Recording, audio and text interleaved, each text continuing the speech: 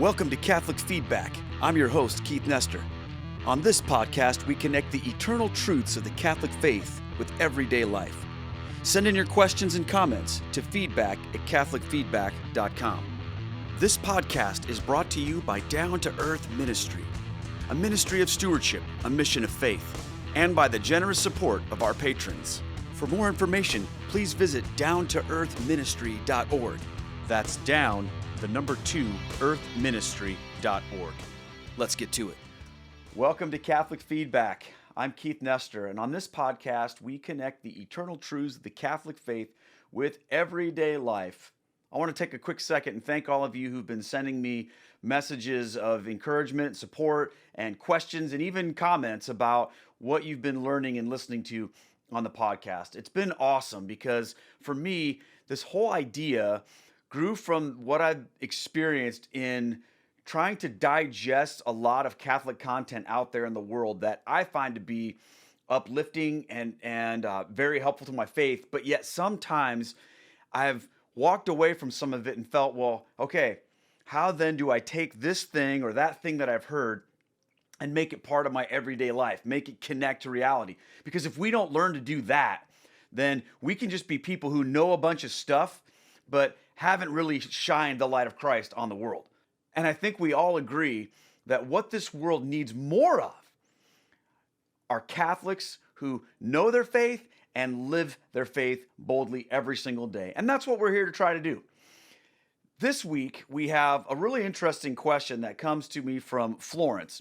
And Florence is asking, how can the layperson participate more in building the faith? And she goes on to discuss some things that she's been involved in with a rosary group she's a part of. And she says, it's like we're working for Christ when we do this, and it makes me feel like I'm a living part of a living faith, which lives on earth, in heaven, and in purgatory. I love that. I love the idea that we are part of a living faith that doesn't just stop at a certain point in eternity. You know, that when you die, you're done, and that's it. Or that when you're in heaven, you're somehow not connected to what's happening on earth. That our faith as Catholics, it exists in every spiritual realm. You know, it exists in this life, and it exists in the next life as we worship Christ in heaven, or as we are preparing for that experience in purgatory. We're all connected. And Flo's question is really at the heart of the matter from the standpoint of, as a layperson, what does that look like? Now, let's talk about this whole idea for a second. This is an interesting topic, isn't it? Because in Catholicism, you have this distinction between different types of people who live out their Christian faith according to what we in the church call your vocation. Now, for many of you, you're like, yeah, Keith, we get this. But a lot of you don't understand what the Catholic Church means when it talks about vocation. I know that I didn't, because for me, vocation, before I was a Catholic, was simply, what is your job? How do you make a living? And your vocation might be you're a banker, or you're a construction worker, or you're a pastor, or a youth pastor, or whatever it might be.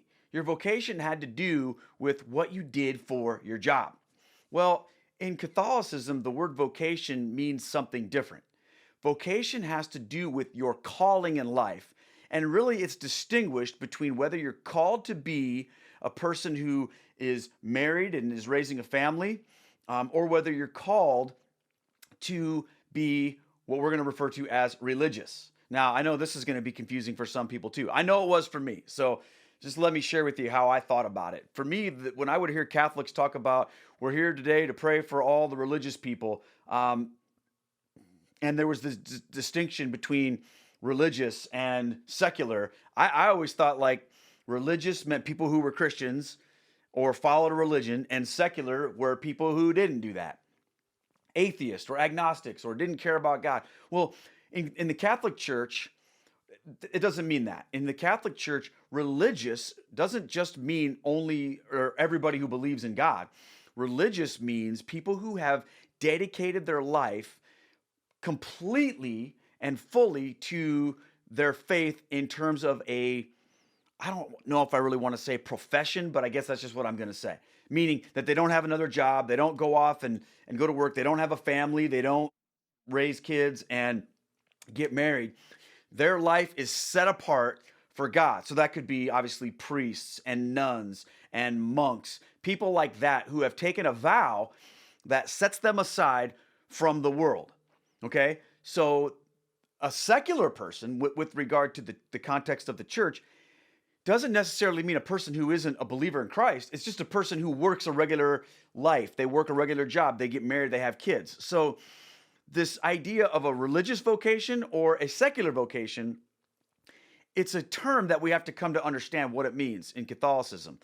So you could be, like me, a secular person who has a family and works in the world, right? But I'm still consider myself, obviously, I'm a religious person in that I follow the religion of Christianity and Catholicism. So for Florence, I think what she's asking is, if I'm not technically a religious person, according to what the church says, I'm a mom. Maybe I have a job or whatever. What can I do? Because for a lot of us as Catholics, we look at our heroes of our faith. Many of them and these great saints are people who were set aside for God. They were priests, or they were sisters, or they were monks, or things like that. They didn't work at Target or a gas station or something like that. So we can look at these people and we can go, wow. I mean, just the very thought of a person giving up marriage and family and an opportunity to acquire possessions and things like that, and just live basically what we would consider a normal life. Many people look at something like that and they go, wow, that in and of itself is a level of commitment that I don't know that I could make or whatever. And people look at that and they go, well, if I'm not in that place, what can I really do? And for some of us who've come into the church later in life, right? We've come in as converts. We already had that stuff going on. So we can't just like up and quit our families and our lives and go join a monastery or a convent or some sort of group that would require us to leave everything. Now, some of us can, some of us can't. So what about us? What can we do in the faith? I think that's a great question to ask. And I just want to say this before we dig too far into the podcast. Your vocation in life is your calling. And whatever God has called you to do in that vocation, that's exactly what you should be doing. So before we dig too far into this, let me just help you understand this. If you're not called to the quote religious life of being a priest or a monk or a nun, something like that, if that's not your calling, then for you to even do that, you'd be disobedient to God. Okay? That's important for you to remember. Your job as a Christian isn't to look at what other people are doing and say, well, I guess I have to do what they're doing. Your job is to look to God for God's calling on your life and to figure out what that is and walk in that. Now, maybe for some people it is that, but for other people it isn't. And it doesn't mean that you're less of a Christian or less of a Catholic. It simply means you're a different part of the body of Christ. And that is not just something that you go, well, okay, I guess I'll settle for that. No, if you're called by God into a vocation, then that's exactly where God wants you to be for His purpose. And your job becomes now to live into that purpose. Now, I can relate to this personally because as a Protestant pastor, when you become a Catholic, you don't just trade in your pastor card and they hand you a priest card. It doesn't work that way. You can't just make that easy shift from being a Protestant pastor to being a Catholic priest. But it's funny how many people just assume that I would do that. Like when I would tell my Protestant friends and people in my church, hey, I'm decided to become a Catholic, they would say, wait a second, how are you going to do that? You're married. Or they'd say, don't you know that priests can't be married? As if there was this assumption made that because I was a pastor, that all of a sudden that meant I had to become a Catholic priest. And I would tell people, I'd say, well, no, I'm not going to become a priest. And they'd say, well, what are you going to do? And I'd say, I don't really know, but it's going to be fun to find out, right? But it's amazing how many people just think that you can make that shift from one to another and it's supposed to be the same. So, a lot of people have said to me, well, Keith, aren't you going to become a deacon? I get that question probably once or twice a week from people. Keith, when are you going to become a deacon? And, because a deacon is somebody who can serve vocationally in the church, but still be married. And when I tell people, well, I don't have any plans to become a deacon, then it's almost like they look at me like, oh, well, why not? Isn't that what you should do? And my answer to them is, well, if it is, God hasn't showed me that yet. So what am I supposed to do? This is a question, Florence, I've been walking in and living in for the past few years since I became a Catholic. And I think I want to help you understand your role by helping unpack some of the way I've processed this. And the first thing you have to remember is that a calling to vocational ministry is something between you and God. It's not something that somebody else can put on you and tell you what you're supposed to do. And consequently, a call to vocational life as a husband or a wife or whatever, that's not set aside in the religious life, that's a calling from God too. And so what we have to recognize is the importance of that and to figure out how to live in that world. Now, one thing that I think is helpful if you're looking for this type of encouragement is to look to some of the people who have been secular people who've been declared saints, people who have had a huge impact on the world and on Catholicism who haven't been, a priest or a sister or a monk or something like that. And believe it or not, there's quite a few. Before I show you a few of those examples, I want to share with you a little bit about what Pope Francis said in a sermon that he gave back in 2013 on the Feast of All Saints. He talked about the saints, and he was talking about how we look to these saints, and sometimes it's easy to get caught up in thinking, oh, they're a super people. They're like a superhero. I could never be like that. And we almost, in some sense, forget their humanity. So he was preaching about that, and he stresses that the saints are not, quote, supermen who are born perfect, but rather are ordinary people who followed God with all their heart. They are like us. They are like each of us, and they are people who, before reaching the glory of heaven, lived a normal life with joys, griefs, struggles, and hope. He says each saint changed his or her life, quote, when they recognized the love of God, they followed him with all their heart, without conditions and hypocrisies. They spent their lives in the service of others. They endured suffering and adversity without hatred and responded to evil with good, spreading joy and peace. Sanctity is beautiful. It is a beautiful way, Pope Francis stresses. The saints give us a message. They tell us, be faithful to the Lord, because the Lord does not disappoint. He does not disappoint ever, and he is a good friend, always at our side. To be a saint is not a privilege of a few. All of us in baptism have the inheritance of being able to become saints. Sanctity is a vocation for everyone. Think about that. All of us are called to walk in the way of sanctity, and this way has a name, a face, the face of Jesus Christ. I love that. And I know a lot of people think that Pope Francis doesn't have like all these deep, clear, easy things to understand about the faith. But to me, that's like, boom. I love what he said there, because here's the message of what it means to be a saint. To be a saint has very little to do with what your practical life looks like, but it has everything to do with the state of your heart.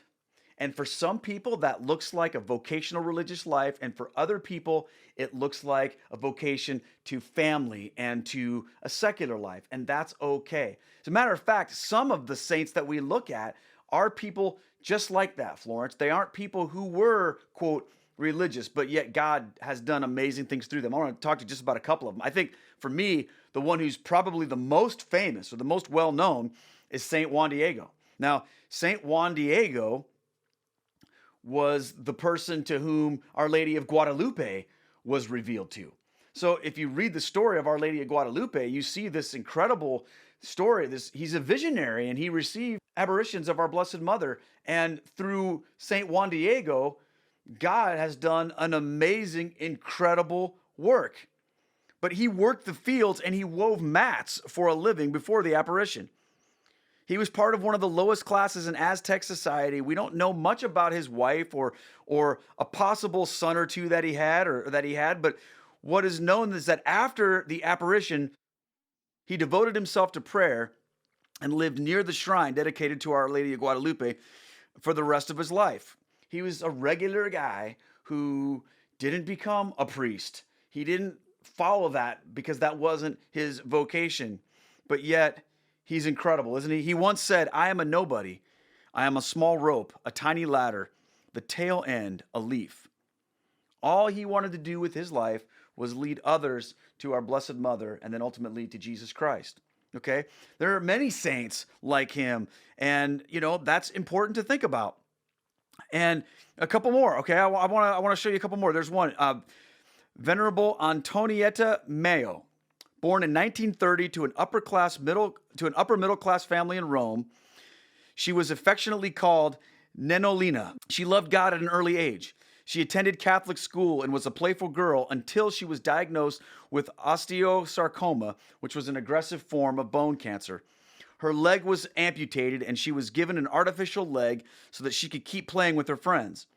What was remarkable about this little girl was the many letters she wrote before her death at, get this, age 6. So we're talking about a 6-year-old girl who was declared a saint. Now, let's look at what her letters say. In the letters, she said things that are with such childlike simplicity. Dear baby Jesus, you are holy, you are good. Help me, grant me your grace, and give me back my leg. If you don't want to, then may your will be done. Once she was asked by her father, do you feel much pain? And she replied, Daddy, the pain is like fabric. Listen to this, you guys. The stronger it is, the more value it has. She would even have a big feast on the anniversary of her amputation. Think about that. She celebrated it because of the amount of suffering that she was able to offer to Jesus. She died before she was 7 years old. Now, this is what I think is so interesting about Catholicism and the saints. Many people are declared saints not just for what happened in their life, but for what happened in their death. And I think that that's important to think about the contrast between how we live versus how we die. So many of the saints, as I was doing a lot of research on this for this episode, I'm looking up these lay saints, these non-religious saints. And what I'm learning about them is that many of them died either very young or horrible deaths with a lot of pain and suffering. And yet it was in their witness of how they died and how they glorified their God in their death where the church judged that to be worthy of being declared a saint. And of course, there's a big process for that, but it's pretty incredible to think about, isn't it? You see, in Catholicism, you don't evaluate a person in terms of their faith ultimately until they're dead. Actually, until they've been dead for a while, you see. Now, why is that? Because in Catholicism, we recognize that it's important to have that grace of final perseverance, to make it through to the end. You can tell a lot about a person by how they live their life for God, but what if a person lives their life for 20 years for God, and then they just disappear and we never hear of them again? Okay? We don't know what ever happened to that person, or if they fell away from the faith, or what that looked like. So the church isn't going to say, well, that person, we know them to be a saint, because we have to see the totality of their lives. And what I learned as I was studying some of these lay people who were saints was the way they glorified God in how they died is a tremendous witness to the world. Okay, let's talk about another one, Blessed Chiera Bedano. This was basically a normal girl who loved pop music, dancing, singing, swimming, hiking, and tennis.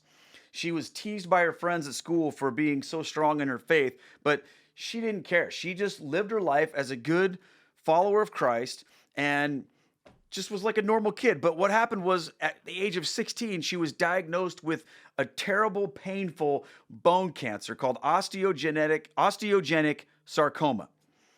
16 years old. But in the midst of all the treatments she went through, she kept a cheerful disposition and her smile continues to captivate the world. Now listen to this. She would often repeat the phrase, if this is what you want, Jesus, so do I. She died at the age of 18, and her last words were, "Goodbye. Be happy because I am happy." Okay, think about that. Did she preach sermons on the top of mountains? Did she feed multitudes of people and do all this stuff that the world would look at and go, "Oh, wow, what a great person"? No, she simply endured what was placed into her life and did so with joy and glorified Jesus. That is what it means to be a saint. And she was a normal person. She wasn't a nun. She wasn't set aside like that. She was a normal kid, 16 years old, who just patiently and faithfully endured the suffering that was in her life and gave glory to Jesus. I mean, sometimes the way we deal with suffering and death speaks more to the world about our faith than what we do when everything is going great in our lives. I think another one that's probably one of the most well-known is Saint Maria Goretti. Now, if you haven't read about her or known about her, you need to look into her story. It's a powerful story. I'll share with you what I read about her a little bit here. At the age of 11 years old, she died brutally rather than allow herself to be raped. You see, her family was so poor that they couldn't afford to live by themselves. So they had to move in with another family. And I think he was 19 or 20-year-old young man that was part of that other family they lived with, approached her and wanted to rape her. And when she refused and persisted, he stabbed her. And ultimately, she would die of her wounds in a short time after being stabbed. And the whole time he was trying to abuse her and stabbing her, she was crying out to him, "This is a mortal sin. This is a mortal sin. This is not what God would want." She, at 11 years old. And as she was in the hospital, basically dying of her wounds, she expressed forgiveness to this young man. She said, "I want him to be in heaven with me." And she expressed, concern for her mother and for others, and she just completely was overwhelmed with holiness and forgiveness. And there's much more to that story. The young man who actually killed her went to prison and then came out of prison and went and was forgiven by Maria's mother, and actually he went on to become religious. It's a powerful story. Look into it. But here's the thing. We can live well, but can we die well? I want you to think about that as you're thinking about your life, going, well, what can I bring to the table? Because here's what can happen to us sometimes. We can look at some of these people that do ministry and we can go, oh, well, maybe I'm too old, or maybe I'm too poor, or maybe I'm too rich, or whatever it might be. All of us have a life to live, and all of us have a death to die. And I would like to think that as we seek to glorify God through all of it, then we have as much opportunity as anybody. So what can we do as lay people? Well, simply this. We can become saints. Remember what Pope Francis said. Sanctity is for everyone. Florence, sanctity is for you.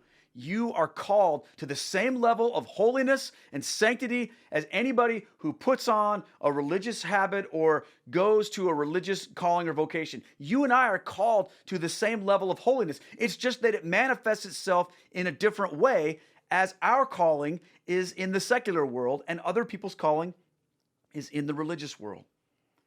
So let's get down to the nitty-gritty here. Let's talk about what are some things that lay Catholics can do. Well, number one, we can model Catholicism well for the church. Okay, we can set an example. And I understand this, especially because I was a pastor for so long. People would come up to me in church sometimes or outside of church. They'd say, well, I know things are really easy for you, but it's really easy for you to live for your faith because you're a pastor, but I'm just a regular guy. I go to my job or do this or do that. And I used to think to myself, no, dude, that's 100% wrong. I have some things that are easier for me, but I also have some things that make it more difficult because there's a lot of expectation on me. There's a lot I have to live up to every day, But here's the thing. In Catholicism, we all have a lot to live up to. But sadly, so many of us fail.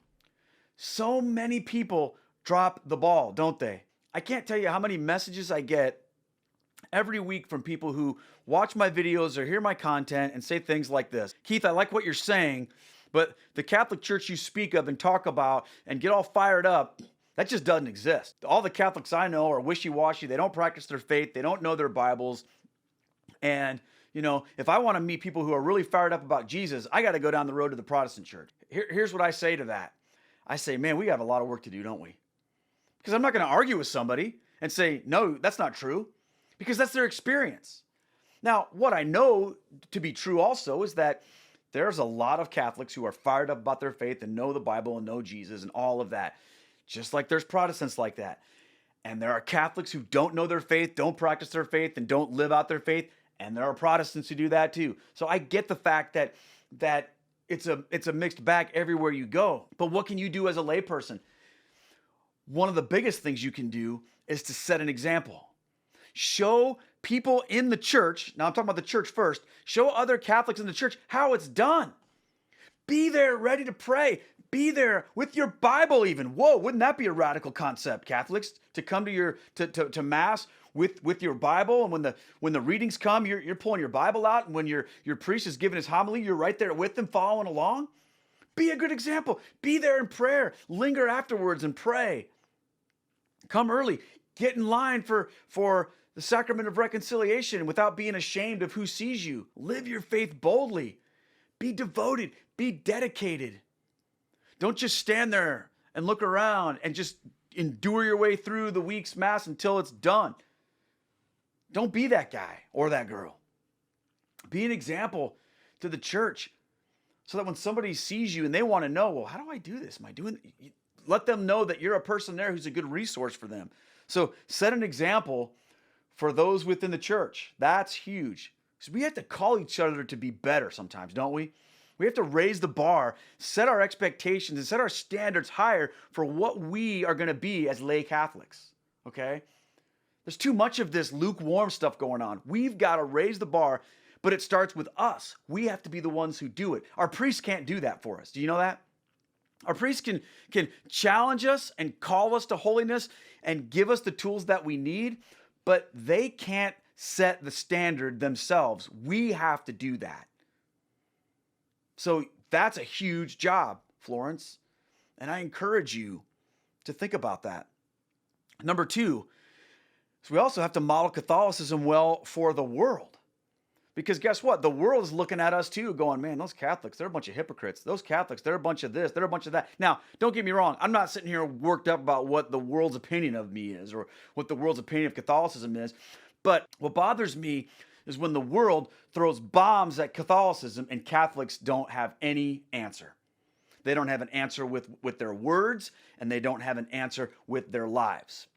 Here's what I mean. Like, for example, I saw a video one time. There's a group of guys that go around. They're what they call like these street evangelists. And they go around and they strap GoPros to their chests, little cameras, so they can video their interactions with people on the street. And they go around and they start yelling at people about Jesus. They start telling everybody they're going to hell. They start saying all these provocative things. They carry a sign or a big cross or something like that. And they're just basically trying to make a lot of people pay attention to them so that they can draw people into conversations, and then they can record these conversations and post it to their YouTube channels and virtue signal to all of their other wacko people that they're like super holy and righteous and that they completely demolished everybody else in terms of explaining away their faith. And you know, their favorite targets are Catholics. You can see these videos out there. Their favorite targets are Catholics. You'll see things like, oh, gospel preacher confronts Catholic. And almost every time they do, sadly, it's always some Catholic that doesn't have a clue what they believe about anything with regards to the church. And these street preachers just eat their lunch. They shatter them and shred them with scripture and all these arguments. And the Catholic person sitting there going, whoa, dude, I didn't really know that. I didn't understand that. And the truth is, it's an unfair confrontation, because the street preacher's prepared, ready, in that state of mind. They've got their arguments ready to go, their talking points ready to go, and the other person's just walking down the street. Well, one time, I saw that they were doing this outside of a Catholic parish. And man, my blood began to boil, because these people were just coming out of Mass. And there are these street preachers standing outside, at the bottom of the steps of the church with their signs. Catholics are going to hell, don't follow the Pope, follow Jesus, stop worshiping idols, all these things. And people were coming down and they had no idea what was going on. And then these guys would draw them into these conversations and they would just destroy these poor Catholic people with their arguments. And I was thinking to myself, oh man, what would happen if like these guys showed up at Jimmy Akin's church or Tim Staples' church or Trent Horn's church or, insert awesome apologist here, church. What would happen? I would love that, right? I would love to see what would happen if one of these guys had to debate one of these, well-trained, skilled Catholic apologists. And we got that on the GoPro. It almost literally, maybe we should do this. It almost makes me want to track down where these guys go and secretly go there with somebody like that and say, let's get them. But, why should we have to be thinking if only it was Jimmy Akin or Trent Horn or, Scott Hahn or Steve Ray or somebody like that? Why do we have to think that way? Well, the truth is it's because most of us probably wouldn't know what to do in those situations. Most of us, if we were challenged about our faith, if we were challenged with what we believe about salvation in the Bible and all of these things, we would just be like, I don't know. That's a scary thought, isn't it? It's a scary thing to think about how many people are raised in the church and yet can't answer the most basic questions about what the church teaches. This is what I'm talking about, Florence. This is what we need to change. This is what we need to live into vocationally as Catholic lay people. We need to be soldiers of the church, soldiers of Christ, armed with the truth and ready to go out into the world and declare the truths of Jesus Christ and the Catholic faith with anybody who wants to talk about it. Now, I'm not calling us to become like these argumentative jerks who go out and try to embarrass and humiliate people. But what I am talking about are people whose faith is so powerful and strong that it paints a different picture to the world of what they're used to seeing when it comes to Catholicism. And you might think, well, isn't that the job of the priest? No. The job of the priest is something completely different. They should be already in that place, right? And then some. They're the ones who should be teaching us, right? And many of them do, praise God. But what I'm saying is it's the lay faithful who should be so equipped and so ready that the world would say, yeah, don't mess with those Catholics. They know what they're talking about. And that's something that we all can do. Okay, number 3. This one's really important too. As lay people, we should use our resources to build up the church in our city, okay? Now, some of us, because we're lay people, have the ability to generate resources in a way that our priest, for example, can't. So most priests that I know are not rich dudes. They are paid very little. They have very small amount of possessions, and that's the whole point of kind of being a priest, is that you leave the world behind. Whereas if you contrast that to a lot of what happens in our Protestant churches, in our Protestant brothers and sisters, and there you see a lot of times these big, fancy, amazing, huge, multi-million-dollar mega churches, and sometimes pastors in those churches are making buku dollars. I mean, multiple hundreds of thousands of dollars. Some pastors are making millions of dollars. Okay, now I know you're thinking, what? It's true. I'm here to tell you, there are pastors of big, fancy churches that they're making $400,000 or $500,000 salaries, plus they have lucrative book deals, and they have all these things going on. They go and they speak at conferences, and they get paid multiple thousands, if not more, dollars for doing that. They have all of these revenue streams, and they're very, very wealthy individuals. Now, don't hear what I'm not saying. I'm not saying it's wrong for a person to have wealth and money. I'm not saying that. But what I'm saying is, and because a lot of them, hopefully, will turn that loose into their church and use that for their ministry. And I'm not saying who does and who doesn't, okay? But what I'm saying is this. In the Catholic Church, if you're going to be a religious person, you're basically saying goodbye to anything that looks like that. That means that the people who are going to build up the church in your city have to be people with money, and they can't be religious people. They have to be lay people. So what the church needs are people who can go out and earn a bunch of money and give it to the church to put forth ministry. And as a layperson, if that's something that you have the ability to generate resources, then that's something that God's called you into for his glory and his purposes. And that's something unique to you. It's powerful when you think about it. Now, the problem is a lot of us that we just seek to keep acquiring and gaining and earning and all this stuff like that. And yet, for the vast majority of people, very little of it is returned to the Lord. It's horrible. Many of us live in this world where we think, well, that's my money. I earned it. I should get to keep it. The fact is, we have to remember that everything we have is a gift from God to be used for God's purposes. It's a blessing. But we need to use that for ministry. I have a friend of mine who has done very well for himself in life. He wasn't always a wealthy person. He worked hard.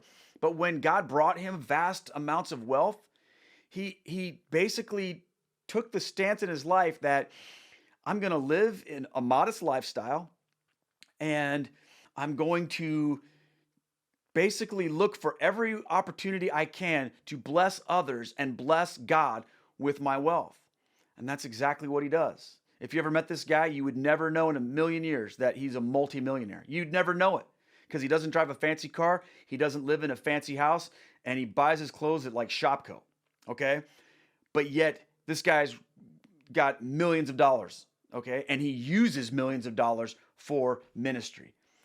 That's something only a layperson can do. Now, Flo, I'm not saying that you have millions of dollars. I don't, but what I'm saying is this: collectively, the laity of the church, we are the ones who have the ability to go out and make friends, as the scripture says, make friends with money, right? We are the ones who can make that happen. The question is, are we going to be faithful enough to use that for God?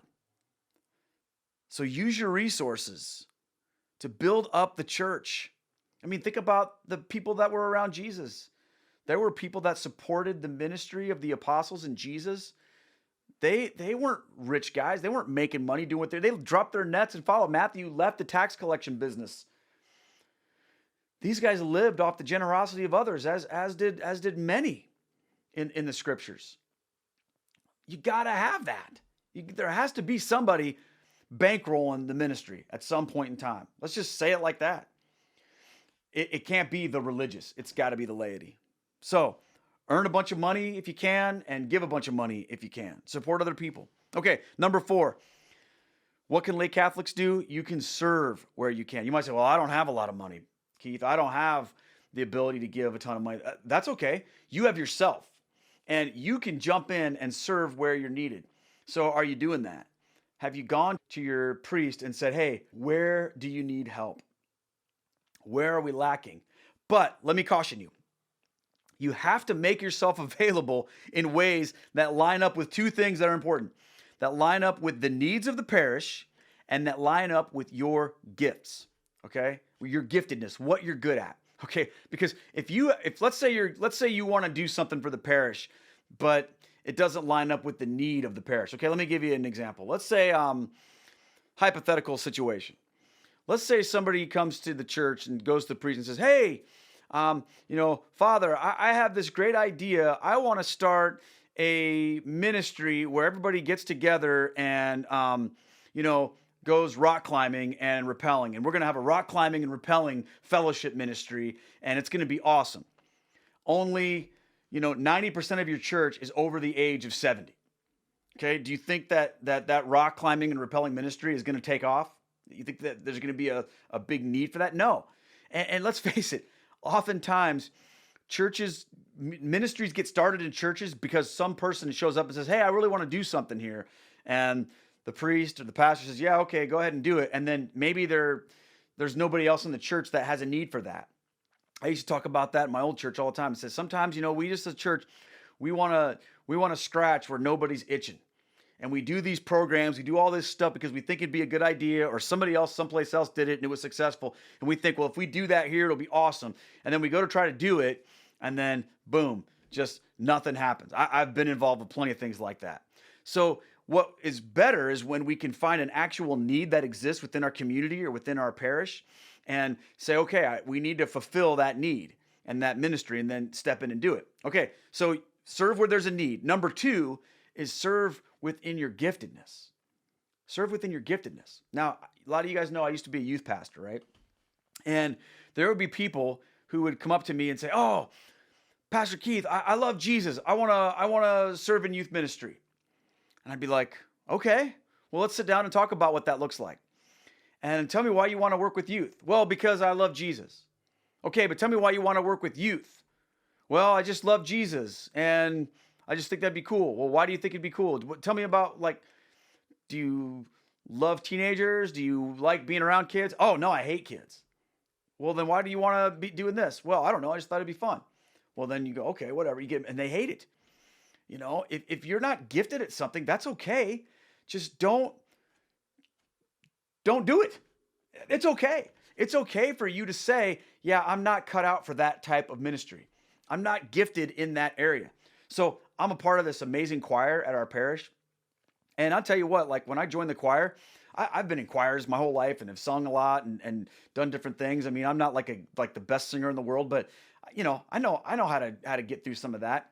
And when I heard the choir at our Latin Mass, I thought, "Oh, man, I would just love to be a part of that."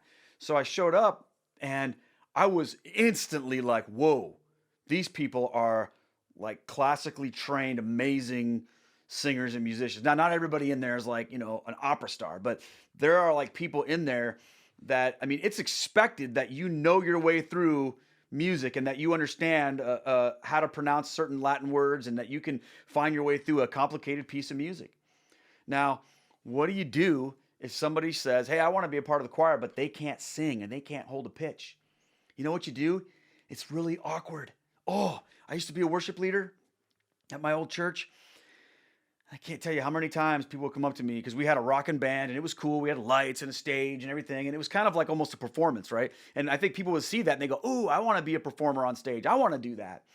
So they would say, "Oh, I want to be in the band. I want to be in the band," especially when it was youth, right? And I go, what do you do?" "I don't play anything, but I like the guitar. The guitar's cool. Can I play the guitar?" I'm like, "But you don't know how to play the guitar?" "Well, no. Can you teach me?"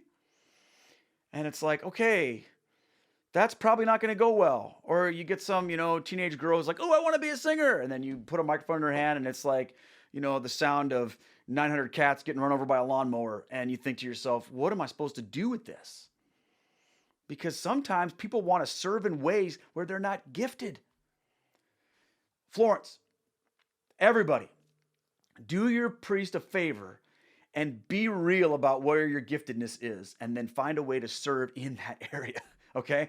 That's vitally important. That's a powerful thing.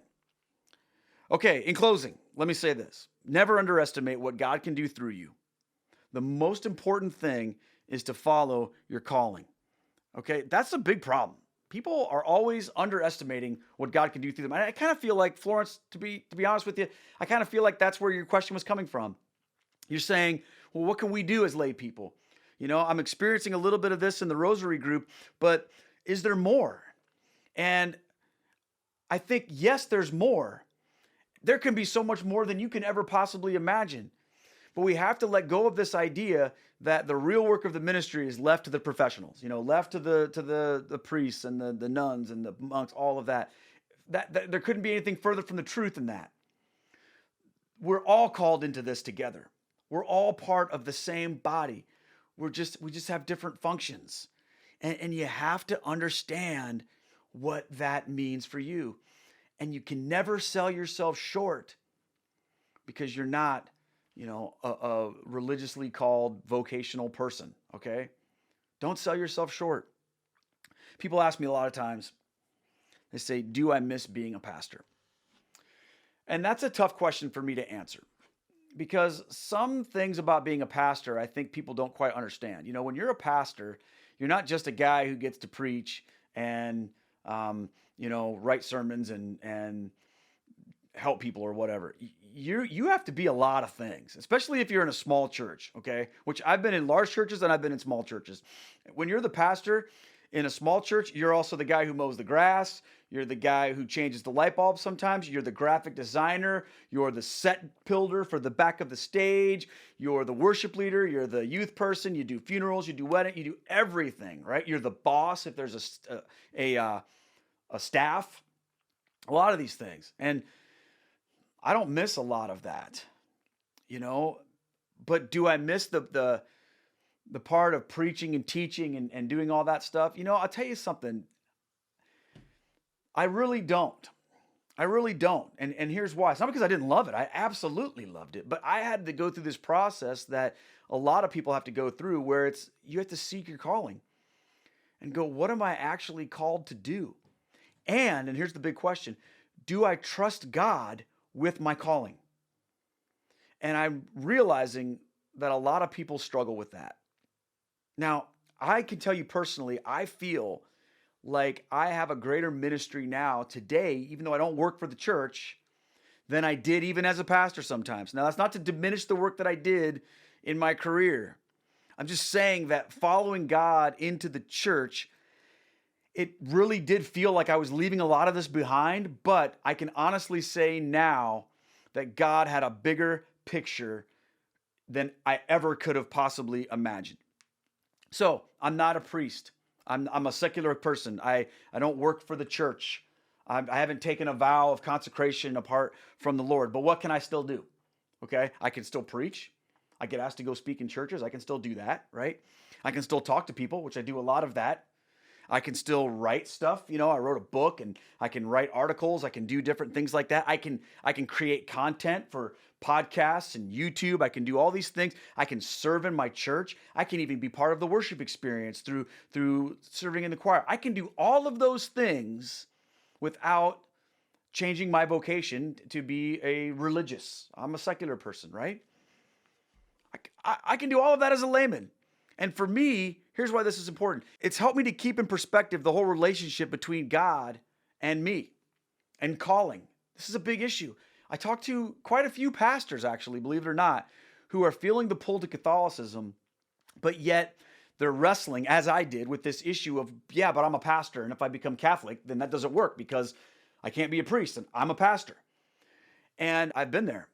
But what I challenge these guys with is this question. Are you a pastor or are you a child of God? Because those aren't necessarily mutually exclusive things. You're a pastor right now vocationally, but if God is calling you into something different, that means that you don't have that as your job anymore. Are you willing to be obedient and follow God into that? That is not always an easy question to answer for many people. But here's the thing. If your calling from God is more important than your relationship with God, then something's out of whack.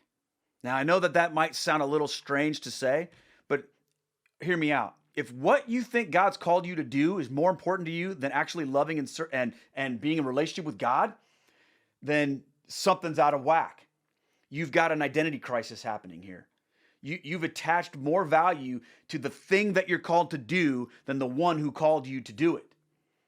And that's a big way to get in a lot of trouble. We have to trust God, and we can't put God in a box that says, well, I will serve you and love you, but only through this way and only in this realm. And you know what else? We can't put ourselves in a box either. We can't say, well, unless I do this for a job professionally as a religious vocation, priest or whatever, or deacon or whatever, unless I can be that, then I can't do anything. That's putting yourself in a box. Don't do it. You guys, I'm a prime example of this. When I walked away from my career in ministry, I became a professional photographer. That's what I did for a living. And yet it was in that vocation that I had to raise my kids and love my wife and take pictures for a living. It's in that God has used some stuff I've done to reach so many more people than even when I was a pastor. I don't get it. People ask me sometimes, hey, how'd you get so many people on your YouTube channel? Or did you do all the, I have no idea. God did it. The first 2 videos I posted, I had never even posted a video before in my life. I posted them up there and I didn't do a thing about it.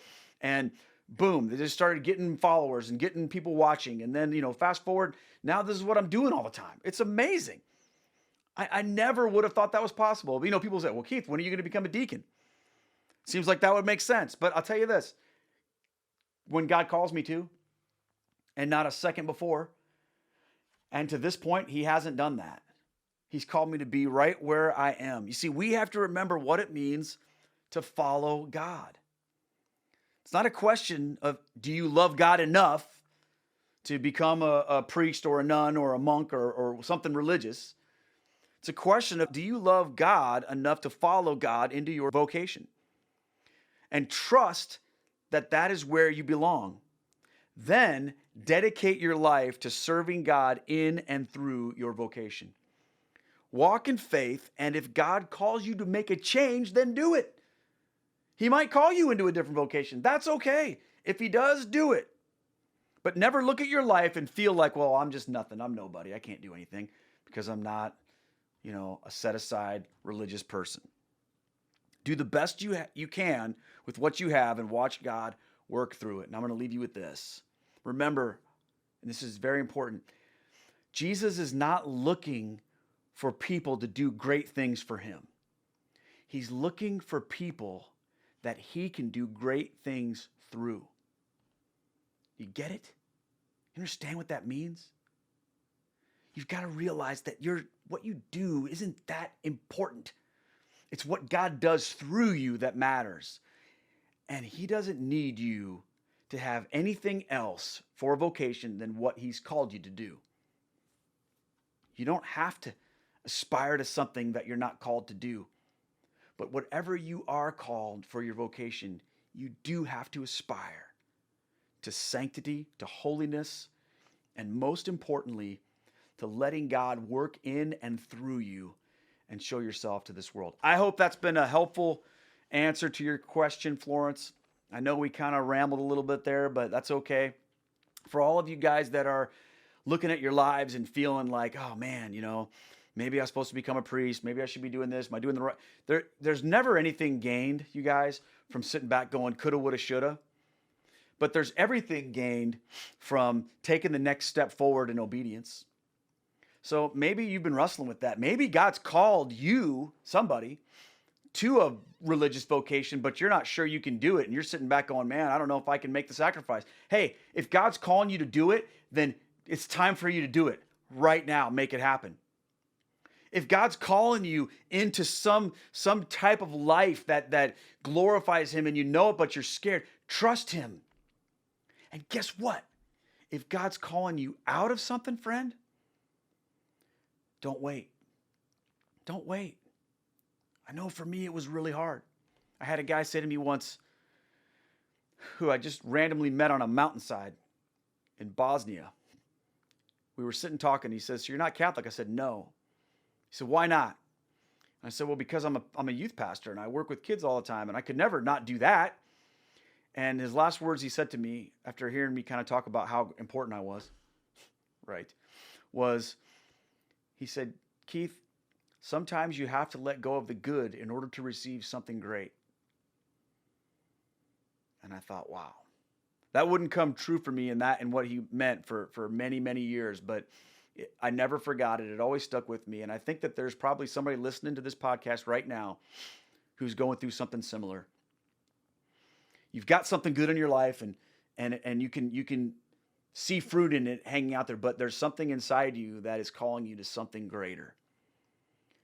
Friend, don't wait. If God's got something for you, whatever it is, jump into it. And if you do, when you do, man, the blessings will be absolutely amazing, whether it's religious or whether you're called to be a layperson. All right.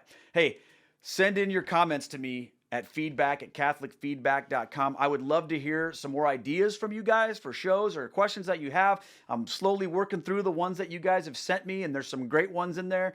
But I really want to ask for you to continue to do that. It really helps me. So thank you guys so much for watching. Please share this podcast, subscribe to it, like it, all that stuff. I really need you guys to help spread the word about it so we can keep making these and keep helping people with them. I want to say a special thank you to those of you who are supporting me on Patreon, keeping this thing going, helping us to pay for everything that we have to do here. It's a huge blessing. I want to thank you guys so much for that. Until next time, connect those eternal truths of the Catholic faith to your everyday life. God bless. Thanks for listening to Catholic Feedback with Keith Nestor.